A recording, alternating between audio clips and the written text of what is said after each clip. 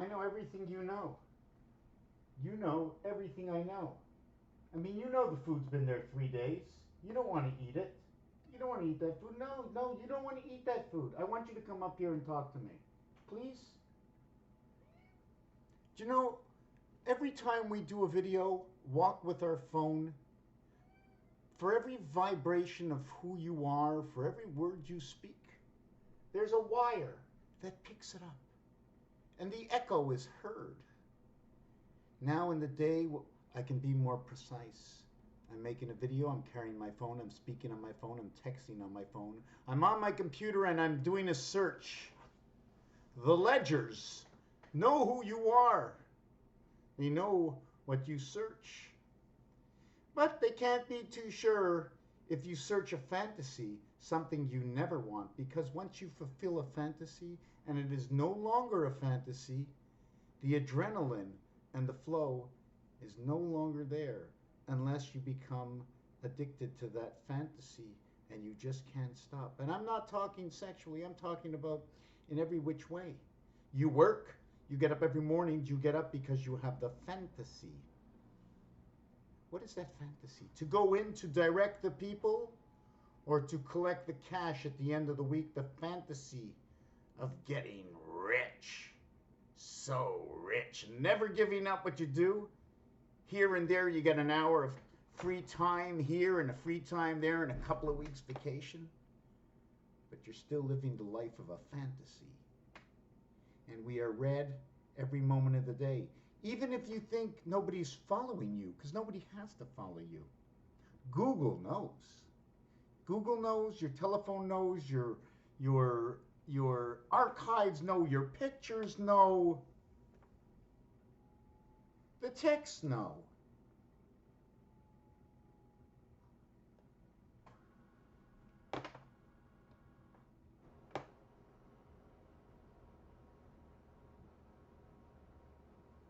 My cat is printing again. Come here. Can you come here? I'm in my underwear. I'm going to get up anyways. So I did something a little bit different. First of all, I put the camera on stop. Yesterday, the cat, Time Heaven Electronic, could not and did not, chose not to jump off the computer back onto the floor. She was like looking here, looking there. Today, here, you want to get, you want, she's looking to go. She heard it fall on the floor. There she is sitting over there, just waiting to go.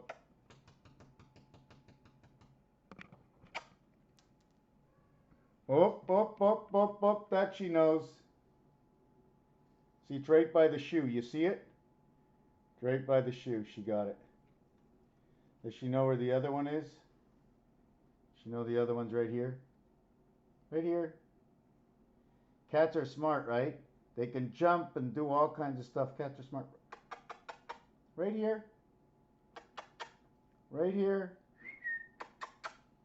Come on. You can see it. You're looking right at me. Martin. Martin. Martin. Martini. Martini. Peaches? No, no. We're going to have to change the name of this cat to Hey. Hey, little girl. Whoop, you see it? There's one underneath here somewhere. There's one underneath the chair. Here.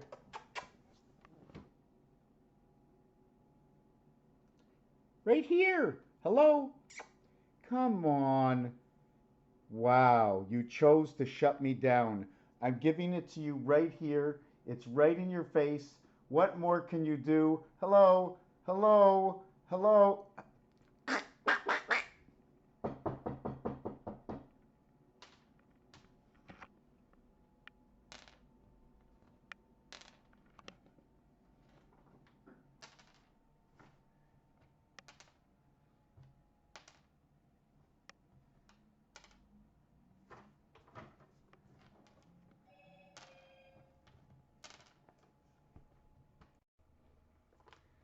Okay, so now I started doing the video and I was feeding my cat and I was showing you that with my cat, um, as I call her, she doesn't listen. As I shake the bag, she hears. She hears, she has a set values of what she wants to hear. There's the security value, okay, to protect yourself of what you need to hear. Then there's the selective sounds of what you want to hear. Of what you hear, you selected those sounds. So my cat really likes to jump on there, and then she jumps. Whoop, the light seems to be shifting. Then she likes to jump onto the printer and make it work. So let me get back to selective. The animals are selective. And I'm not going to tell you what I believe or what I think that I should be putting on a shirt. It's what makes sense. What makes sense. That the animals, every animal is selective to their own nature, to their own house. So let me take it one step further. They hear differently. Each animal hears differently than other animals.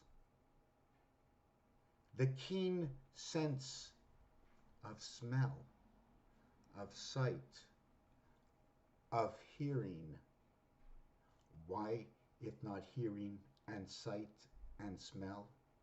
Why not also communication, to where it can cut off from one, see through one eye, listen through one ear, and be sleeping at the same time as you're sleeping? Multitasking. Now that was weird. The whole building shook. I can almost predict something about next year. There's a lot of renovictions going on in my area, and since I really never heard of it before, I'm starting to understand it now. Buildings are being bought and sold, renovated. Um,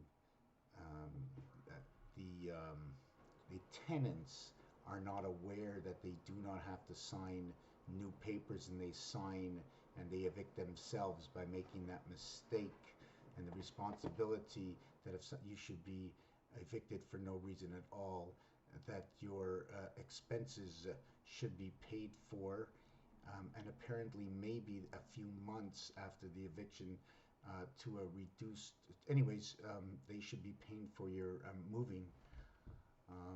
You know, it's just got to be fair. Where it becomes unfair and where society divides is by certain choices by people. If somebody decides to get addicted to something and overspend over what they have, you have well enough to live. You have well enough to live. This is the curve.